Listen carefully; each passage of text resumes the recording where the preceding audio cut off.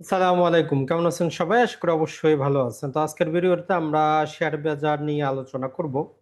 যেহেতু ম্যাক্সিমাম ব্যাংকগুলারই মোটামুটি অর্ধ বছরের ইপিএস আর্নিং কিন্তু আমরা পেয়ে যাচ্ছি। তো এই জন্য যারা এই ব্যাংকে ডিপিএস করেন অথবা এফডি করেন, তারা চিন্তা করেন যে আমরা ডিপিএস করে বা এফডি করে সেভিং বা কারেন্ট অ্যাকাউন্টে টাকা রাখার যেইটা পাচ্ছি শেয়ার বাজারে সেটা পাবো কিনা। এটা ছাড়া যারা এই শেয়ার বাজারে ব্যাংকিং সেক্টরের উপর আগ্রহী, আসলে তাদের কি কি জিনিসটা দেখা উচিত, কেনই বা দেখবেন, সেটা শুধু বাংলাদেশের শেয়ার বাজার হচ্ছে এমন না, বিশ্বের যে কোনো শেয়ার বাজারে ব্যাংকিং ব্যবস্থার ক্ষেত্রে এই জিনিসগুলো দেখতে হবে। বাংলাদেশে টোটাল অনেকগুলা ব্যাংক আছে, 61টার মতো ব্যাংক। তার মধ্যে মনে রাখবেন 36টা শেয়ার বাজারে নিবন্ধিত, 5টা ইসলামিক ব্যাংক যেগুলো মার্জার হয়েছে সেগুলোর লেনদেন বন্ধ আছে। এর মধ্যে রূপালী ব্যাংক, একটা সরকারি ব্যাংক শেয়ার বাজারে নিবন্ধিত আছে। তো এই যে মোটামুটি 36টা ব্যাংক থেকে আপনি কোন কোন ব্যাংকগুলোতে বিনিয়োগ করবেন, কোন ব্যাংকটা ভালো, আমি ভালো বলতেছি ওই জন্যই ভালো এমন যাতে না হয়, অথবা আজকে ভালো আছে কালকে সেটা ভালো নাও থাকতে পারে। তাইলে কোন কোন এমন প্যারামিটার যেটা আপনার মনে থাকলে, জানা থাকলে আপনি যে কোনো একটা ভালো ব্যাংকে নিজে থেকেই নিজে কি করতে পারবেন, বের করতে পারবেন, সেটাই আমরা দেখার চেষ্টা করব। তো চলুন প্রথমেই আমরা দেখার যেটা চেষ্টা করি সেটা হচ্ছে যে ভালো ব্যাংক যাচাই করার জন্য আমাদের যা কিছু লাগবে সেই জিনিসগুলো আমরা একটু দেখার চেষ্টা করি। এই জিনিসগুলা জানা না থাকলে আপনি বুঝতে পারবেন না যে আসলে একটা ব্যাংক যদি আমরা বলি ভালো, কেন ভালো। দেখেন, প্রতিটা জিনিসের ক্ষেত্রে ধরেন যে আপনি যে কোনো একটা ব্যবসায় 1 লাখ টাকা ইনভেস্ট করলেন, তাহলে বছর শেষে আপনি কত টাকা আশা করেন? যদি আমরা বলি 1 লাখ টাকার বিপরীতে 10 টাকা আপনি 10% হিসাবে আপনি 10,000 টাকা আশা করেন, তো এইটাকে আমরা শেয়ার বাজারের ভাষায়, কোম্পানির ভাষায় বলতেছি যে রিটার্ন অন ইকুইটি। তাহলে আমাদের এই যে রিটার্ন অন ইকুইটিটা কিন্তু খুবই গুরুত্বপূর্ণ একটা জিনিস। দিন শেষে যারা এই ইনভেস্ট করেন তাদের মূল লক্ষ্যই হচ্ছে এটা যে আমার ইনভেস্টমেন্টের বিপরীতে আমি কত টাকা রিটার্নটা পাইলাম। তাহলে আর ওই যেটা আছে আমাদের রিটার্ন অন ইকুইটিটাই সবচেয়ে বেশি গুরুত্বপূর্ণ। তো এই রিটার্ন অন ইকুইটির মাধ্যমেও আমরা অনেক ব্যাংক বাছাই করতে পারবো। অ্যাডভান্স লেভেলে গেলে হয়তো তখন আমরা রিটার্ন অন ইকুইটি কিভাবে ম্যানিপুলেশন করে সেটাও বুঝতে পারবো। কিন্তু প্রথমে আমরা একটা দেখার চেষ্টা করব যে আমি যে ব্যাংকটাতে বিনিয়োগ করতেছি তার রিটার্নটা কত। 1 লাখ টাকা আপনি বিনিয়োগ করলেন, 10% করে আশা করেন, তাহলে আমরা বলতে পারি যে তার রিটার্ন অন ইকুইটি হচ্ছে 10%। এখন কথা হচ্ছে যেই ব্যাংকটা 10% রিটার্ন অন ইকুইটি, আমরা 1 বছরে দেখবো, 3 বছরে দেখবো, 5 বছরে দেখবো, এর পুরাতন দেখে লাভ নাই, কারণ ধীরে ধীরে ব্যাংকগুলা ভালো করতেছে।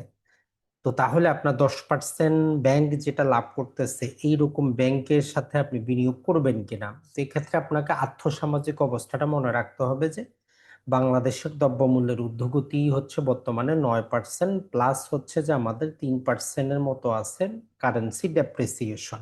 তো ওভারঅল হিসাব করলে আমাদের 12% কিন্তু আমাদের বলতে পারি যে টাকাটা ধরে রাখলেও ক্ষতি হচ্ছে প্রতি বছর। এটা ছাড়া ফিক্সড যেগুলো আমাদের ইনকাম সোর্স আছে, সঞ্চয়পত্র বলেন, ট্রেজারি বন্ড বলেন, এই ফিক্সড গুলারও ম্যাক্সিমাম যদি আপনি সুদের হার দেখেন সেটা ম্যাক্সিমাম 12%, 12%-এর বেশি কিন্তু নাই। তাহলে আমরা এই যে ওভারঅল একটা ফিগার পাইলাম যেটাকে আমরা বলতেছি যে 12।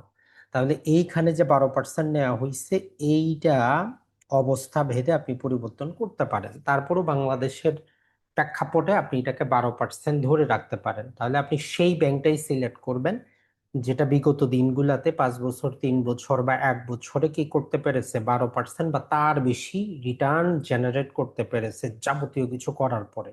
তাহলে এটা কোথা থেকে আসলো? দ্রব্যমূল্যের ঊর্ধ্বগতি, কারেন্সি ডেপ্রিসিয়েশন সবগুলো হিসাব করে, ফিক্সড যে সমস্ত আমাদের ইনভেস্টমেন্ট আছে সেগুলো হিসাব করে আমরা ধরলাম যে 12%। তাহলে আজকে থেকে আপনি যেই ব্যাংকটাতে বিনিয়োগ করবেন আপনি ধরে নেন যদি 12% বা এর কমে যদি সে ইনকাম করে, ওইখানে আমরা বিনিয়োগটা করব না। মানে আপনি 1 কোটি টাকা বিনিয়োগ করলেন, ওই ব্যাংক যাতে বছরে কমপক্ষে আপনাকে 12 লাখ টাকা ইনকাম করে দিতে পারে।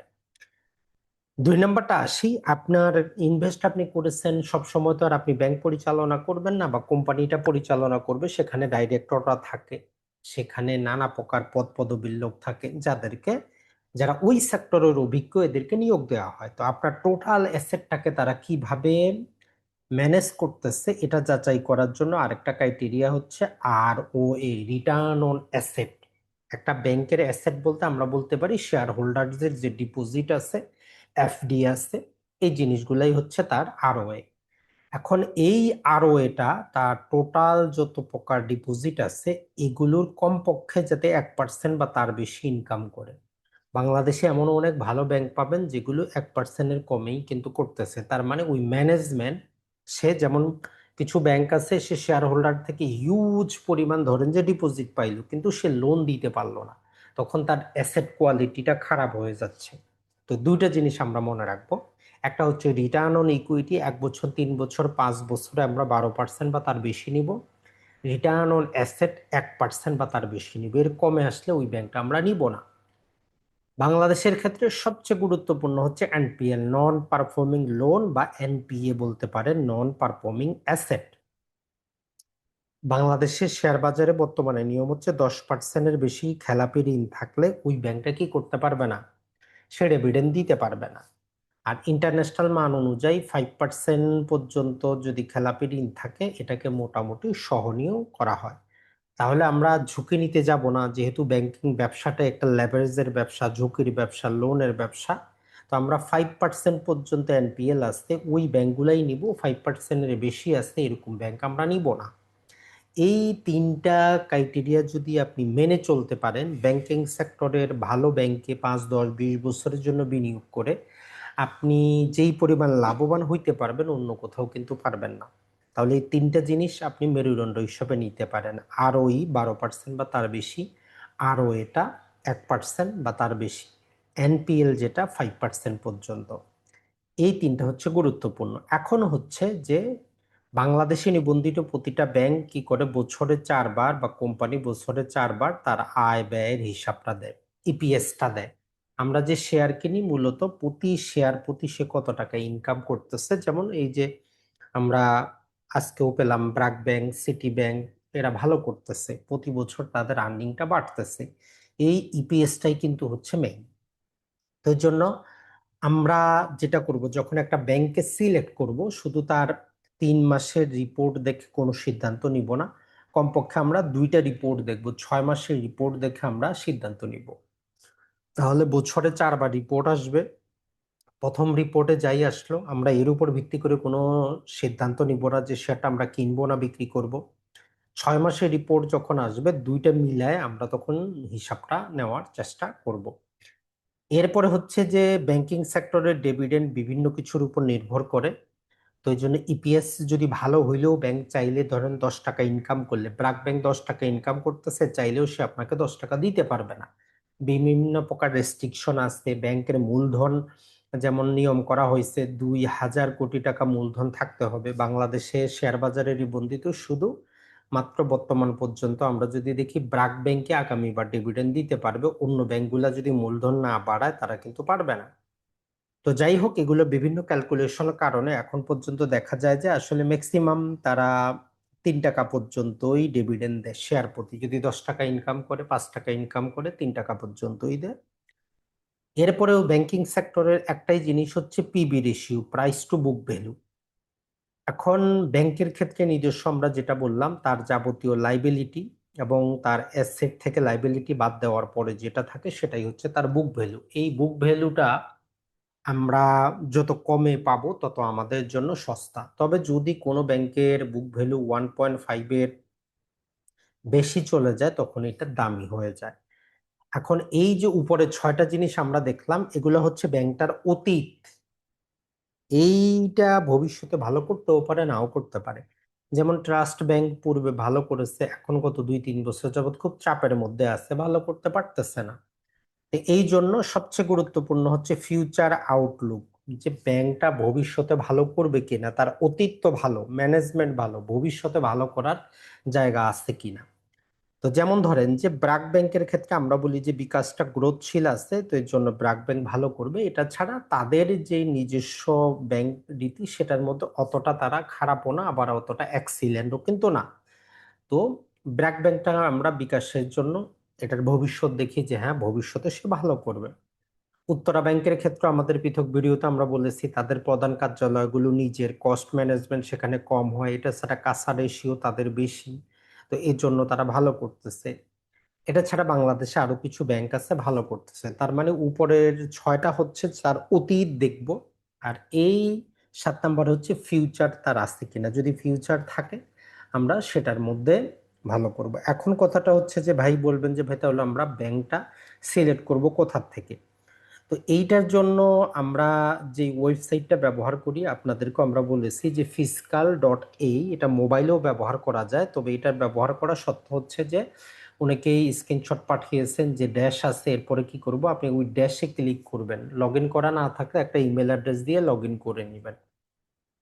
এখানে শুধু বাংলাদেশ না, সারা বিশ্বের যে কোনো আপনার শেয়ার আপনি যাচাই বাছাই করতে পারবেন। মোটামুটি 98% পর্যন্ত ডাটাগুলো কারেক্ট থাকে, কিছু ডাটা ব্যাকডেটেড থাকে, তো সেটাও একটু যাচাই করবেন।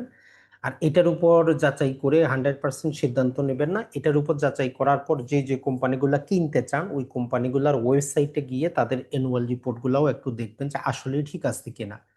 তো এক্ষেত্রে আপনি কান্ট্রি প্রথমে সিলেক্ট করবেন বাংলাদেশ, কোন শেয়ার বাজার, ঢাকা স্টক এক্সচেঞ্জ। এরপরে হচ্ছে যে আমরা কি কি ক্রাইটেরিয়াগুলো সিলেক্ট করব। তো মূলত দেখেন যে এখানে বাংলাদেশের 36টা ব্যাংকই কিন্তু আছে। এখান থেকে আমরা প্রথমেই যেটা বললাম আপনাদেরকে বলেছি যে আমরা আর ও ইটা নিব। এই আর ও ই, রিটার্ন অন ইকুইটি যেটা আছে আমরা সেটা নেওয়ার দেখার চেষ্টা করব যে আমাদের 12% বা তার বেশি যদি থাকে ওই ব্যাংকটা আমরা নিব। তো এখানে আমরা তাহলে 12 দিয়ে দিই। 12 দেওয়ার পর রান স্ক্যান করি, দেখি 36টার মধ্যে থেকে কয়টা ব্যাংক আমাদের আসে। দেখেন প্রথম স্ক্যানারে দেওয়ার পরেই 16টা ব্যাংক আছে মাত্র, বাকিগুলো বাদ পড়ে গেছে। তো আমরা ব্যাংকিং সেক্টরে বলেছি যে আমরা শুধু 1 বছরে দেখে কিনবো না, আমরা আর ওইটা অ্যাভারেজে 3 বছর 5 বছরটাও নিব। অ্যাভারেজে আমাদের 3 বছরও যাতে 12%টা থাকে, এ দুটা দিয়ে আমরা সিলেক্ট করার চেষ্টা করি। তাহলে 16 থেকে আরো 4টা ব্যাংক কমে গেল, তো মোটামুটি আমাদের এখানে ব্র্যাক, পূবালী এসেছে। তো যাই হোক এই দুটো আছে। এরপরে আমরা চলে আসি যে আর ও এই রিটার্ন অন অ্যাসেট, অ্যাসেট কোয়ালিটিটা কেমন। তো অ্যাসেট কোয়ালিটি আমরা বলেছি 1 বা তার বেশি থাকতে হবে, কমপক্ষে 1 বা তার বেশি। তো এটা দিয়ে যদি আমরা স্ক্যান করি তাহলে আমরা 8টা মাত্র ব্যাংক পেয়ে যাচ্ছি। দেখেন BRAC bank, City bank, Dutch Bangla, EBL, Prime, Uttara, Jamuna, NCC. এখন এখানে আমরা তাইলে যেটা করতে পারি, এই যে আর ও এটা 3 বছরেরটাও আমরা দেখব যে আমাদের 1-এর উপরে আছে কিনা, 1-এর নিচে থাকলে কিন্তু আমরা নিব না। তো 3 বছরেও যদি আমরা দেখার চেষ্টা করি 1 বা 1-এর উপরে আছে, শুধু ডাচ বাংলাটা আমাদের কি হয়েছে, 0.09 হয়েছে। তো আমরা ডাচ বাংলাটা অটোমেটিক আমাদের এখান থেকে বাদ পড়ে যাবে। তবে ডাচ বাংলার ক্ষেত্রে যেটা হচ্ছে যে তার বিদেশি শেয়ার হোল্ডিংটা আছে, যদিও বাংলাদেশি কোম্পানি বিদেশ থেকে ইনভেস্ট করেছে, তার শেয়ার সংখ্যাটা কম বর্তমান, গতবার কিন্তু সে ভালো করেছে। তো যাই হোক আমরা আমাদের ক্রাইটেরিয়া ধরে রাখবো। শেয়ার বাজারে হচ্ছে আপনার প্রিন্সিপাল আপনি ভুলবেন না। তাহলে রিটার্ন অন ইকুইটি 1 বছর এবং 3 বছর 12%, রিটার্ন অন অ্যাসেট 1 বছর এবং 3 বছর 1% বা তার বেশি থাকবে। তো আমাদের প্রতিটার ক্ষেত্রে আমরা দেখতেছি যে মোটামুটি আমাদের জন্য আছে, সবগুলোই ভালো আছে, 13%-এর বেশি। এখন অটোমেটিক দেখবেন যে এদের যে ইপিএস, যদি আমরা দেখি যে এখানে ইপিএসটা আমরা 3 বছরের ক্যাগার যদি দেখি ইপিএস এর, দেখবো যে এটা ডবল ডিজিট, মানে 10% বা তার বেশি থাকবেই থাকবে, কারণ মূল জিনিসটা কিন্তু আমরা দেখে ফেলেছি। আর যেটা আমাদের এনপিএল, যেটা এনপিএলটা পূর্বে ওয়েবসাইটে ছিল বর্তমানে আসে না, তবে এখানে যেই যেই জিনিসগুলো আছে এদের এনপিএল কিন্তু 5% বা তার কম। তো দেখেন ইপিএসটাও তাদের প্রায় সর্বনিম্ন 19.6, এক একটার এক এক রকম। তাহলে এইটার মধ্যে আমরা ইপিএসটাও ডবল ডিজিটে দিয়ে দিলাম, ডবল ডিজিটে পাচ্ছি। এরপরে মোটামুটি আমাদের কিন্তু সিলেক্ট হয়ে গেল। তাহলে এখানে আমরা কয়টা, 7টা ব্যাংক পাইলাম, BRAC bank, City bank, EBL, Prime, Uttara, Jamuna, NCC.